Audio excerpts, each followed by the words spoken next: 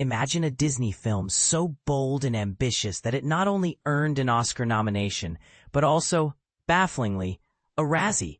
Yes, you read that right. The Hunchback of Notre Dame stands as the only animated movie to achieve this peculiar double honor. But here's where it gets controversial. In 1997, this critically acclaimed film was nominated for a Golden Raspberry Award for Worst Written Film, grossing over $100 million. How could a movie that garnered 13 Annie Award nominations and an Academy Award nod for its musical score be labeled as one of the year's worst? And this is the part most people miss. The very elements that make Hunchback a flawed masterpiece, its darkness, complexity, and tonal shifts, are what sparked such polarizing reactions. Directed by Gary Trousdale and Kirk Wise, the minds behind Beauty and the Beast, Hunchback aimed to adapt Victor Hugo's 1831 tragedy into a Disney-friendly narrative. The story centers on Quasimodo, a deformed bell ringer of Notre Dame, raised by the villainous Judge Claude Frollo, a departure from Hugo's priestly Frollo. While the film softens the novel's bleakness, adding a happy ending and a child-friendly message about inner beauty, it retains Frollo's chilling obsession with Esmeralda, a Roma girl.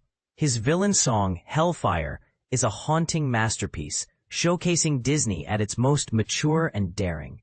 Yet, alongside such depth, we find goofy gargoyle sidekicks and lighthearted songs like A Guy Like You, which some argue undermine the film's dramatic tone.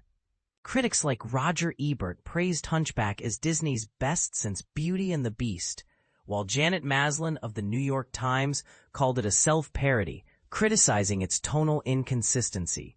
The Razzie nomination seems to echo Maslin's take, but is this fair?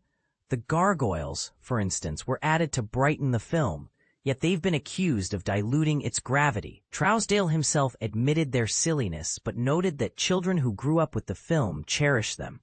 So, is Hunchback a victim of Disney's brand constraints, or a brilliant blend of light and dark?